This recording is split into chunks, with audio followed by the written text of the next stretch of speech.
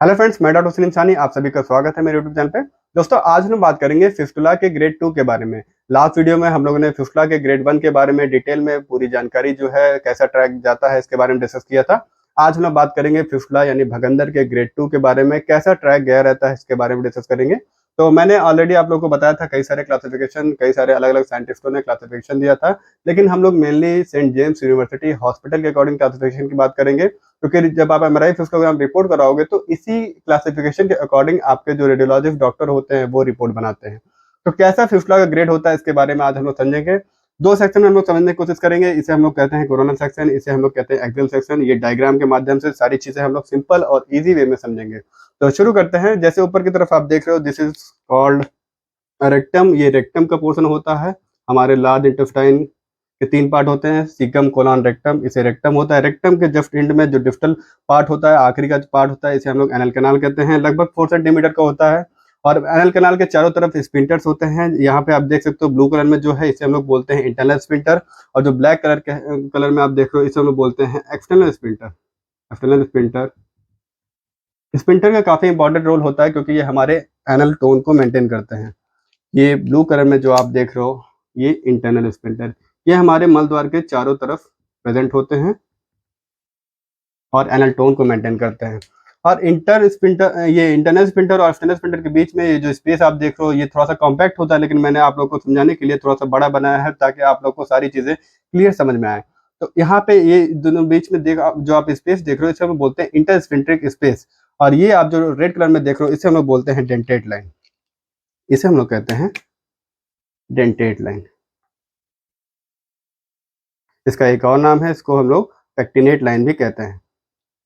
तो हम लोग ग्रेड 1 के बारे में बात किया था हम लोगों ने। तो ग्रेड 1 में हम लोगों ने बात किया था जब फिस्टुला का ट्रैक बनता है तो इसमें जो है इंटरनल स्पिंटर का ही इन्वॉल्वमेंट होता है। लेकिन ग्रेड 2 की बात करें तो अगर फिस्टुला का ट्रैक में जो ग्रेड 2 की बात करें तो ग्रेड 2 में जब फिस्टुला का ट्रैक बनता है just like this, internal sphincter का इन्वॉल्वमेंट तो इसमें होता है, साथ ही इसके साथ कोई ब्रांचेस, यहाँ पे इसका कोई ब्रांच निकल जाए। इसमें ग्रेड 2 में इंटरनल स्पिंटर का इन्वॉल्वमेंट रहता है। इंटरनल स्पिंटर को पियर्स करके ट्रैक बनता है और साथ में कोई अगर ब्रांचेस, कोई सेकेंडरी ब्रांचेस निकल जाए, कोई रेमिफिकेशन निकल जाए, या फिर कोई इसमें साथ में एब्सेस हो, यानी कोई फोड़ा भी हो, ये जैसे रेड कलर में मैंने जो बनाया है इसे इसे आप एब्सेस समझो, एब्सेस। इसे हम लोग कहते हैं इस फिस्टुला ट्रैक को। जैसे आप फिस्टुला ट्रैक इंटरनल ओपनिंग यहाँ पे डेंटेड लाइन के पास यहाँ पे होती है और एक्सटर्नल ओपनिंग यहाँ पे।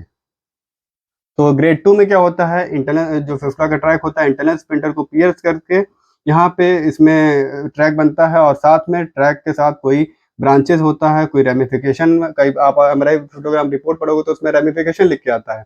रेमिफिकेशन का मतलब कोई इसमें साथ में, जैसे ट्रैक है ये, इसके साथ कोई ब्रांच एक दो निकल जाए तो उसको हम लोग छोटे छोटे ब्रांचेस जो निकल जाते हैं उसको हम लोग रेमिफिकेशन कहते हैं। साथ में कोई एब्सेस हो इसमें तो ये कन्वर्ट हो जाता है ग्रेड 2 में।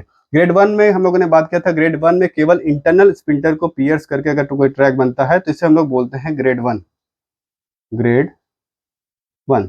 अगर वहीं कोई इंटरनल स्पिंटर को पियर्स करे ट्रैक, यहाँ पे एक्सटर्नल स्पिंटर का इन्वॉल्वमेंट नहीं रहता, केवल इंटरनल स्पिंटर को ट्रैक पियर्स करके बनता है, और उसके बाद इसमें कोई जैसे ही ब्रांच आ जाए या फिर कोई इसमें एब्सेस आ जाए या फिर यहाँ पे एब्सेस आ जाए, तो ये ट्रैक ऐसे भी जा सकता है, ऐसे भी ये ट्रैक ऐसे भी बन सकता है, ये ऐसे ही बन सकता है। साथ में इसमें कोई ब्रांच या फिर कोई एब्सेस बन जाए, कोई एब्सेस फोड़ा या यहाँ पे एब्सेस टाइप का बन जाए, या फिर कोई ब्रांच निकल जाए, यहाँ पे भी एब्सेस बन सकता है।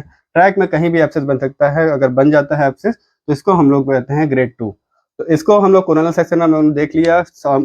ग्रेड 1 में क्या होता है, केवल इंटरनल स्पिंटर को पियर्स करता है, लेकिन ग्रेड 2 में क्या होता है, इंटरनल स्पिंटर्स को पियर्स तो करता है, साथ में कोई एब्सेस या फिर कोई ब्रांच निकल जाए, सेकेंडरी ब्रांच निकल जाए। जैसे यहाँ पे आप देख सकते हो ये ग्रेड 1 में है, ये ग्रेड 1 है। जैसे यहाँ पे कोई ब्रांच या फिर कोई यहाँ पे एब्सेस यहाँ पे बन जाता है तो ये कन्वर्ट हो जाता है ग्रेड 2 में।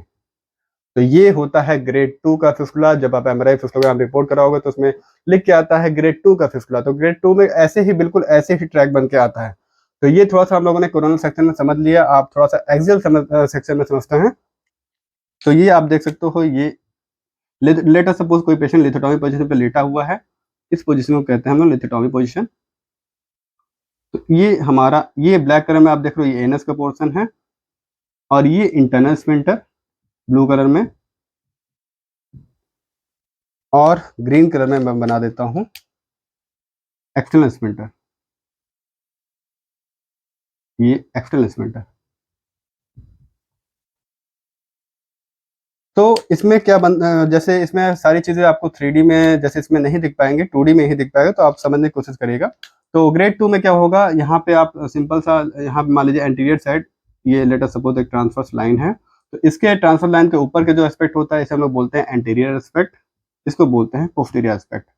तो अगर फिसला कहीं यहाँ पे बनता है, यहाँ पे लेट अस सपोज यहाँ पे इंटरनल स्प्लिंटर एक्सटर्नल स्प्लिंटर के बीच में कोई ऐसे ट्रैक बन गया है और उसमें साथ में कोई इसमें ब्रांचेस है, कोई ब्रांचेस है या फिर कोई एब्सेस है, यहाँ भी ऐसे बन सकता है, यहाँ भी ऐसे बन सकता है, ब्रांचेस निकल सकती है, कोई एब्सेस हो सकता है, लेट अस सपोज यहाँ पे बना है, तो ऐसे बना है, कोई एब्सेस या फिर कोई ब्रांचेस निकल गई, तो ये जैसे भी चाहे जहाँ बने, एंटीरियर बने चाहे पोस्टीरियर एस्पेक्ट में बने, अगर इंटरनल स्प्लिंटर को पियर्स करता है, साथ में कोई इसमें ब्रांचेस, कोई रेमिफिकेशन होता है, केवल इंटरनल स्प्लिंटर को पियर्स करता है, एक्सटर्नल स्प्लिंटर का अगर इन्वॉल्वमेंट हो गया तो वो कन्वर्ट हो जाएगा ग्रेड 3 में। तो ग्रेड 2 में क्या होता है, सिंपल सा इंटरनल स्प्लिंटर को पियर्स करेगा जो ट्रैक होगा, और साथ में कोई इसमें कोई ब्रांचेस होगा और कोई एब्सेस होगा।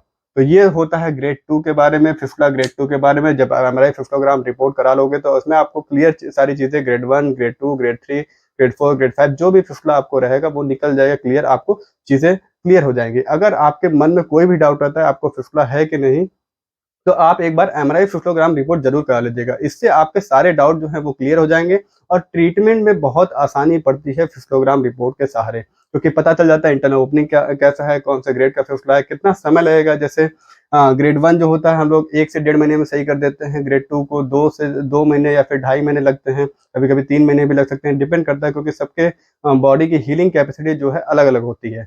तो ये ग्रेड 2 के बारे में बात हो गई। अब हम लोग नेक्स्ट वीडियो में बात करेंगे ग्रेड 3 के बारे में, ऐसे करके ग्रेड 5 के बारे में, पूरा जितने भी ग्रेड होते हैं फिस्टुला के पांचों ग्रेड के बारे में हम लोग डिटेल में बात करेंगे, एक एक चीज समझेंगे। लास्ट में हम लोग एमआरआई फिस्टोग्राम रिपोर्ट के माध्यम से भी समझेंगे कैसे रिपोर्ट में सारी चीजें लिख के आती है। तो दोस्तों अगर वीडियो अच्छा लगा तो लाइक शेयर सब्सक्राइब जरूर करिएगा। इस चैनल पे हम लोग मल द्वार संबंधित बीमारियों के बारे में डिस्कस करते हैं। बहुत बहुत धन्यवाद।